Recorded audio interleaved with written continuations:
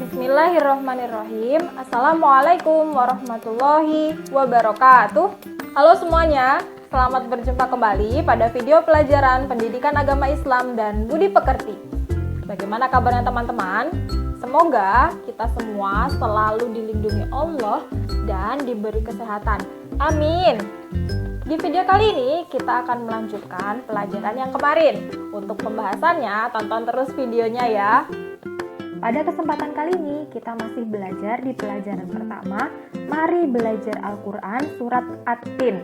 Nah, yang akan kita bahas adalah makna kandungan dalam Quran surat At-Tin. Sebelum kita bahas maknanya, Miss ini mau bagi-bagi tips nih. Tips supaya mudah menghafal. Yang pertama, mulailah dari ayat pertama. Jadi, kalau mulai menghafal itu dimulai dari ayat pertama. Lalu, yang kedua, bacalah berulang-ulang kali sampai hafal. Setelah dibaca berulang-ulang, mulai hafal, lalu baru dilanjutkan ayat kedua dan seterusnya. Kemudian, yang ketiga, minta bantuan orang tua, saudara, atau teman untuk menyimak ayat yang kita baca. Ketika sudah mulai hafal, maka minta bantuan orang tua di rumah atau saudara atau teman untuk menyimak hafalan kita. Dan yang terakhir adalah dibaca ulang ketika sholat. Jadi ketika membaca surat yang sudah kita hafal saat sholat akan membantu kita murojaah hafalan surat yang sudah kita hafalkan. Oke, pada slide ini kita bahas satu persatu makna kandungannya. Dimulai dari ayat pertama ya. Bismillahirrahmanirrahim. Wattini wazzaitun.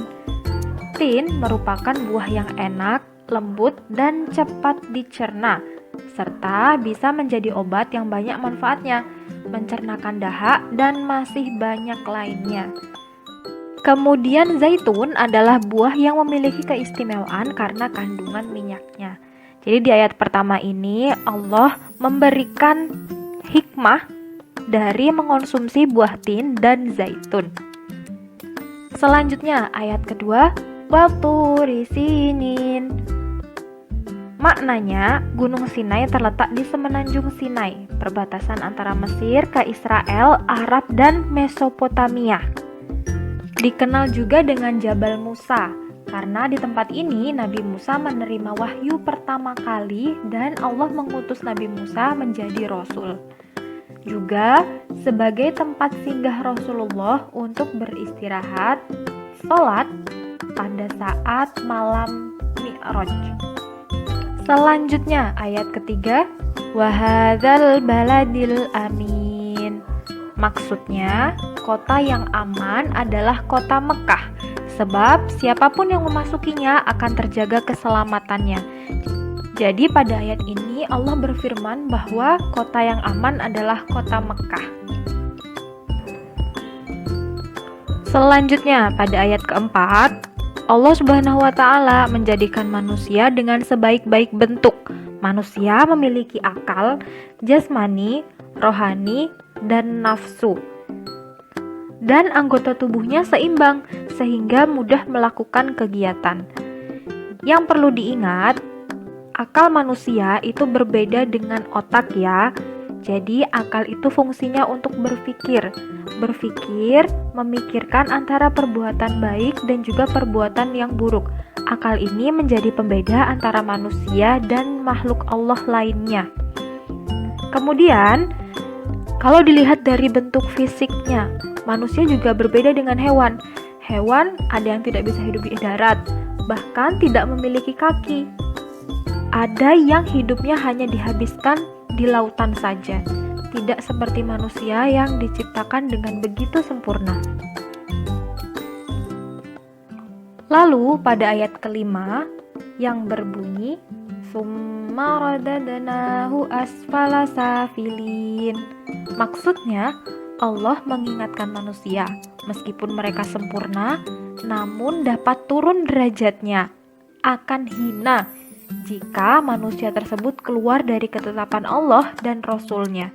Jadi, sebagai manusia, kita harus bertutur kata yang baik, menghindari perkataan yang buruk, lalu berpakaian yang sopan, menutup aurat, sehingga ketika dipandang akan disenangi. Kemudian mengonsumsi makanan yang halal, bergaul dengan semua teman, dan menggunakan anggota tubuh sesuai dengan fungsinya. Kemudian di ayat 6 yang berbunyi, illalladzina amanu wa 'amilus sholihati falahum ajrun ghairu mamnun.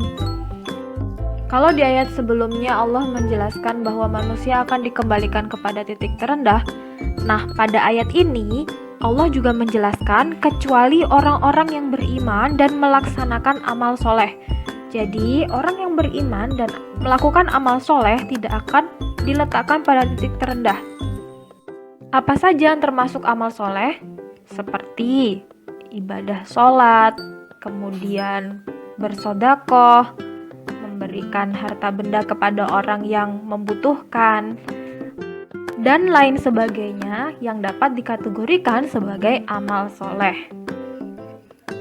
Lalu di ayat ke-7 dan 8, fama yukadzibuka ba'du biddin alaihissallahu biahkamil hakimin.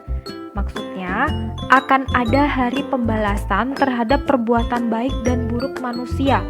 Allah telah memberi akal untuk berpikir dan hati untuk merasakan iman.